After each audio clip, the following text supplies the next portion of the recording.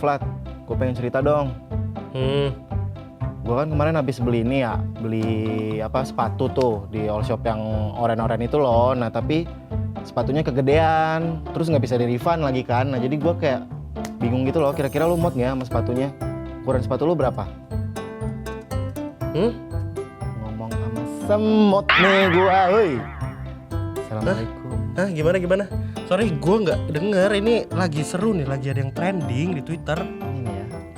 Tapi kan gue lagi cerita gitu loh, maksudnya hargain gitu, teman lagi cerita, lagi butuh teman cerita, ya kan kayaknya kehidupan sosial itu lebih nyala, lebih aktifnya tuh di sosmed ya. Iya, aduh iya emang. Tapi kadang gue juga heran sama diri gue. Jadi akhir-akhir ini jadi bikin gue kurang fokus gara-gara main HP mulu.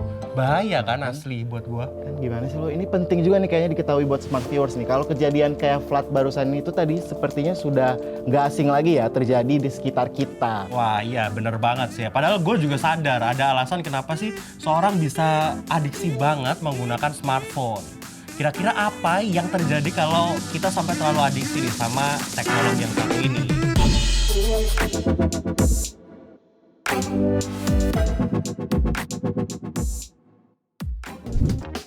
Smart viewers, ternyata jumlah pengguna aktif smartphone di Indonesia lebih dari 100 juta orang.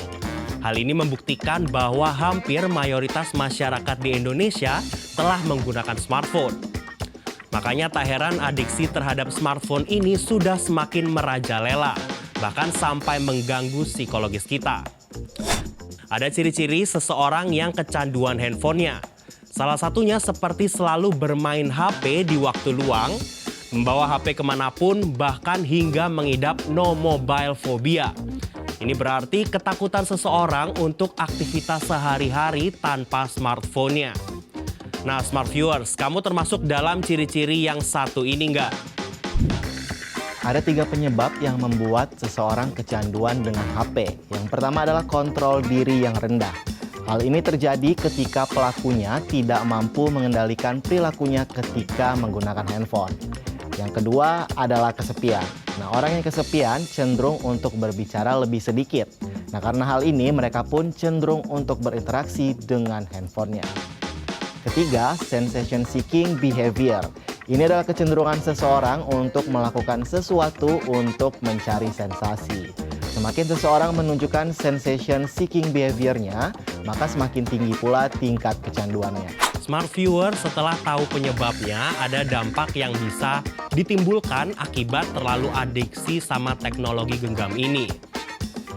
Saat kita terlalu adiksi dengan smartphone, sulit sekali rasanya ingin fokus akan satu hal, sehingga adiksi ini menurunkan konsentrasi seseorang dalam melakukan aktivitas.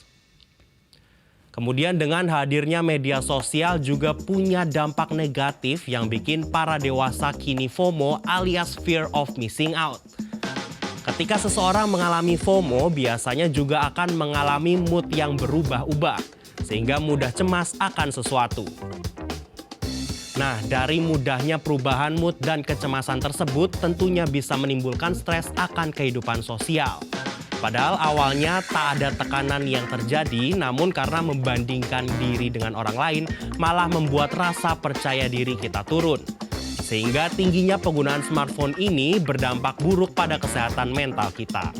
Perlu diketahui untuk kita semua, apapun yang terpampang di dunia maya tak seluruhnya nyata. Kita tak pernah tahu hal apa yang dialami teman media sosial kita. Mungkin saja kita membandingkan dengan false realities atau bisa dikatakan dengan kenyataan palsu. Smart viewers, supaya hidup bisa lebih tenang dari adiksi smartphone, ada beberapa tips yang bisa diikuti nih. Yang pertama, memperbanyak sosialisasi dengan teman atau orang terdekat. Nah, coba deh lebih perhatikan lagi lingkungan sosialmu supaya bisa mengurangi aktivitas pegang HP-nya. Yang kedua, mematikan handphone selama 30 menit sebelum tidur. Nah, ayo siapa nih yang sering ketiduran saat main HP?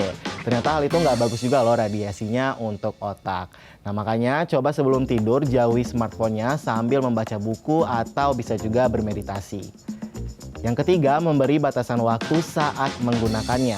Nah, smart viewers, tips ini bisa diterapkan dengan menggunakan fitur alarm sebagai pengingat kalau penggunaan handphonenya sudah melampaui batas.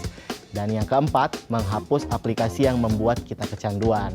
Dengan menghapus aplikasi yang bikin adiksi, membuat kita mengurangi penggunaan smartphone. Nah, Smart Viewers, kita sebagai generasi muda yang paham akan teknologi seharusnya bisa lebih smart dalam menggunakan smartphone kita sendiri ya. Betul banget tuh, makanya kita harus bisa kontrol diri dan jangan sampai smartphone yang mengontrol kita. Buat kalian yang punya pertanyaan menarik lainnya, bisa langsung kalian komen di kolom komentar di bawah. Sip, dan jangan lupa juga untuk like video ini dan nyalain notification kalian. Bye-bye.